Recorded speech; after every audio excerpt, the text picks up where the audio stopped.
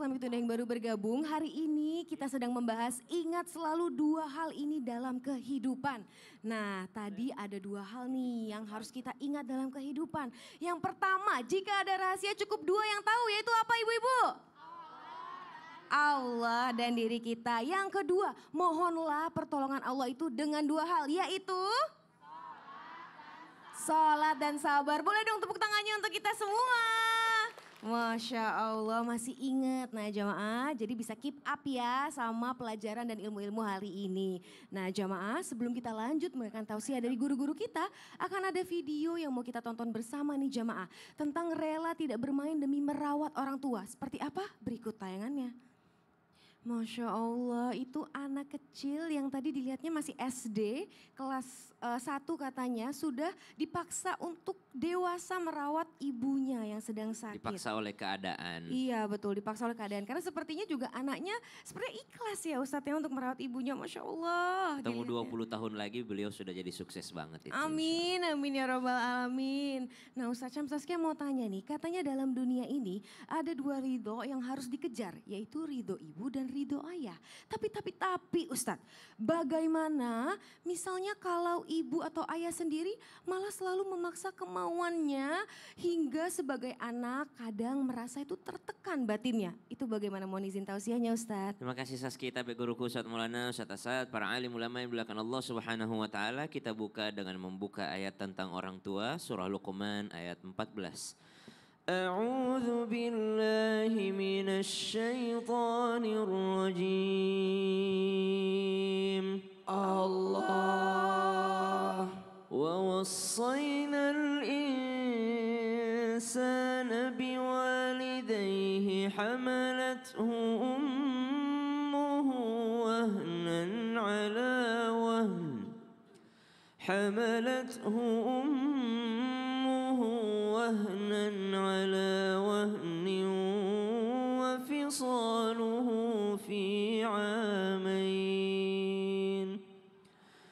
وفصاله في عامين أن اشكر لي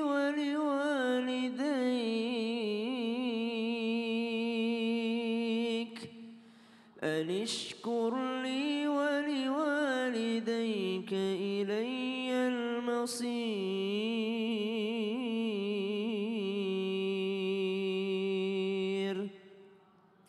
Ayat ini menggambarkan betapa banyak sekali hal-hal yang telah dilakukan orang tua yang sangat pantas untuk dikatakan ridho Allah terletak pada ridhonya orang tua.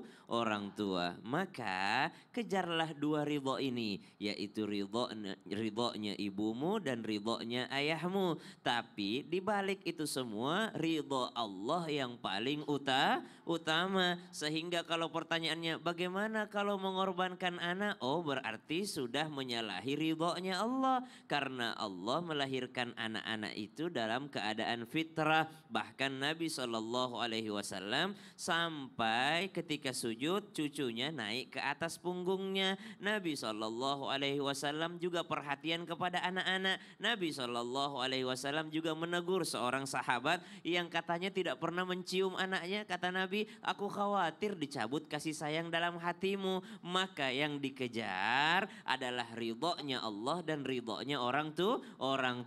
Maka subhanallah, coba lihat bagaimana orang-orang soleh. Muhammad bin Sirin, setiap kali beliau berbicara dengan ibunya, maka orang-orang akan datang menjenguknya karena dikira sakit. Muhammad bin Sirin lagi sakit. Kenapa? Tadi saya dengar dia ngomong sama ibunya kayak orang sakit. Padahal tidak. Saking beliau menjaga nadanya ketika berbicara kepada ibunya, beliau terlihat seperti orang sakit yang sedang berbicara. Kemudian ada cicitnya Nabi SAW seumur hidup tidak pernah makan dengan orang tuanya. Ya Allah. Menurut Saski, kalau ada anak nggak pernah makan sama orang tuanya, durhaka apa enggak? Kayaknya nggak enak aja gitu Ustaz. Ditanya, kenapa engkau tidak pernah makan bersama dengan orang tuamu? Kata beliau, saya khawatir saya mengambil makanan, ternyata hatiku, orang tuaku mau makanan itu. Jadi saya menghindar, lebih baik orang tuaku makan dulu baru aku. Segitunya ya Ustaz ya, Masya Allah. Terima kasih banyak Ustaz ya. Boleh tepuk tangannya jamaah. Jamaah. Sekarang kita mau kasih kesempatan untuk jamaah yang ada di studio untuk bertanya. Karena kita masuk ke segmen Tanya Dong Ustadz. Kami semua tanya dong Ustaz. Yang mau tanya angkat tangannya jemaah. Kesini, kayaknya kesini deh. Ini paling tinggi ibu ini angkatnya nih. Mohon izin ibu. Boleh, silahkan ibu ikut. Mau nanya apa ibu? Boleh perkenalan? Bismillahirrahmanirrahim. Assalamualaikum warahmatullahi wabarakatuh. Waalaikumsalam warahmatullahi wabarakatuh. Nama saya Lilis Nurdiani dari MT Nur Saadah, Desa Karyawangi, Kecamatan Parongpong, Kabupaten Bandung Barat. Tepuk tangan dulu dong jamaah. Saya mau Silakan. bertanya kepada Ustadz Asyad.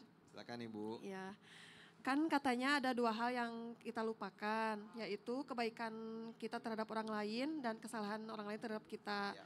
Tapi gimana Pak Ustadz kalau misalnya orang itu keenakan terus ngehancurin hidup kita gitu.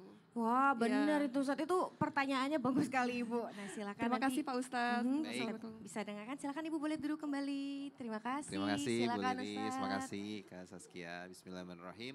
Jamaah Islam itu indah. Allah itu maha baik, mencintai kebaikan dan tidak menerima sesuatu kecuali dari hal yang baik. Baik. Untuk itu berarti Allah itu senang jika hambanya itu melakukan kebaikan. Karena Allah itu punya sifat maha baik. Allah senang jika kita murah memberikan rezeki kepada orang lain. Karena Allah juga punya sifat maha kaya. Ya. Termasuk juga jika kita memberikan kebaikan, melakukan kebaikan kepada orang lain. Maka Allah juga minta udah gak usah diingat, lupakan itu.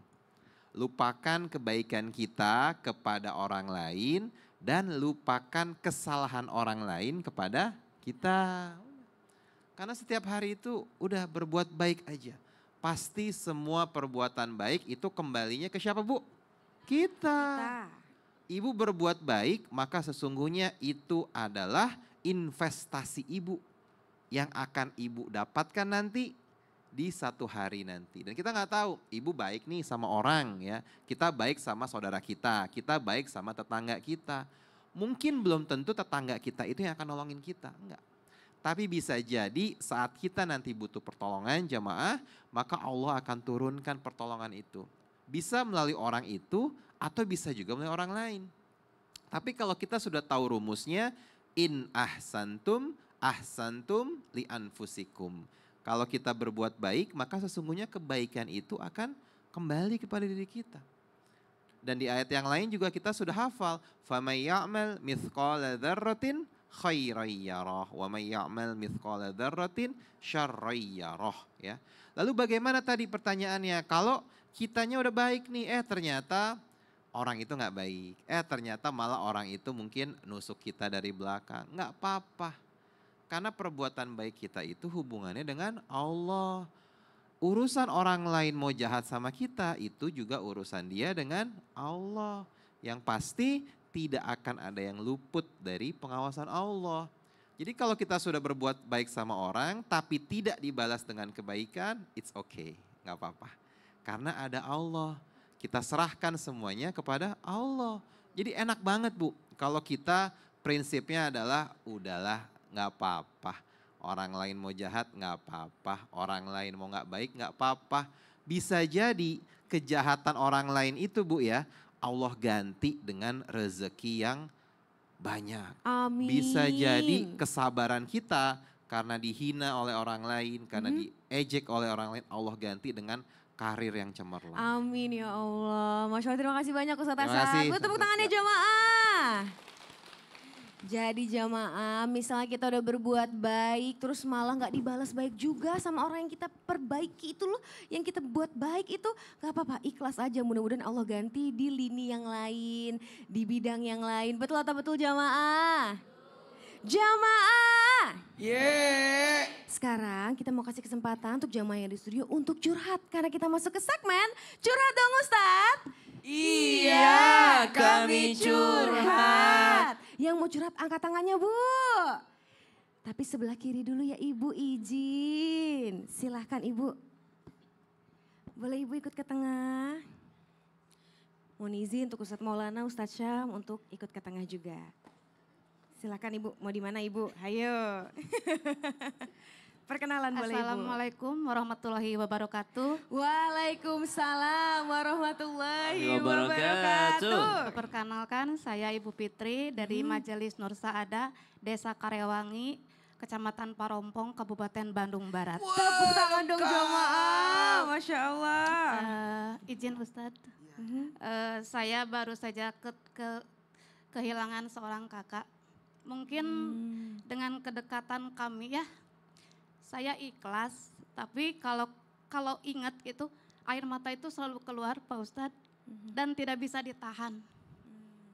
Apakah itu ada sesuatu dari yang mengganjal dari hati saya? Mohon pencerahannya Pak Ustadz. Gini, saya langsung ya. Mohon maaf tanpa menggurui hanya mengingatkan. Yang namanya kehilangan pastilah sedih. Orang yang kehilangan kunci lemari aja pusing. Iya betul. Apalagi kehilangan orang yang kita cintai. Ada nggak yang ibaratnya gini. Mohon maaf saya mau nanya. Yang meninggal ini kakak punya keluarga, punya anak. Kakak punya keluarga, punya anak satu. Punya anak satu. Ibu rawat anaknya.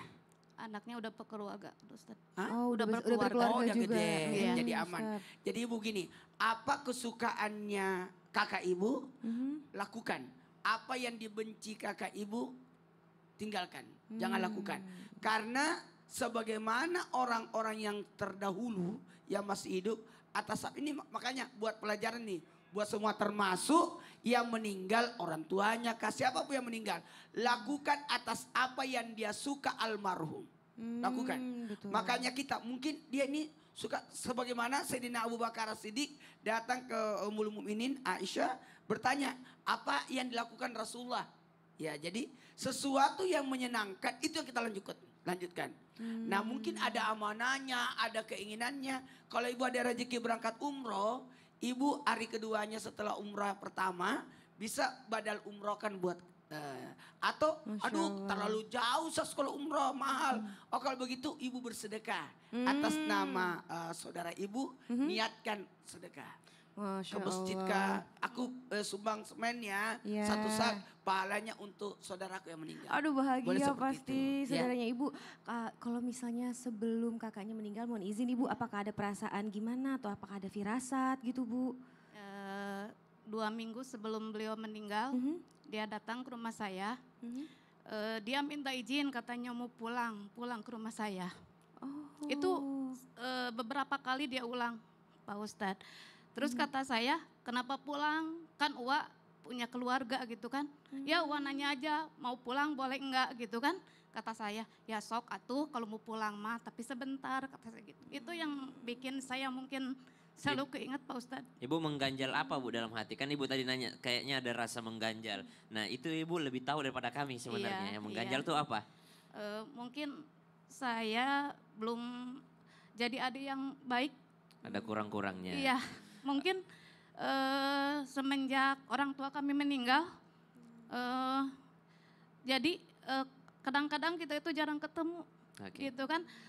Tapi pas dia ketemu kita itu selalu kita makan-makan apa bareng-bareng gitu, dan meninggalnya itu setengah jam sesudah kita rame-rame.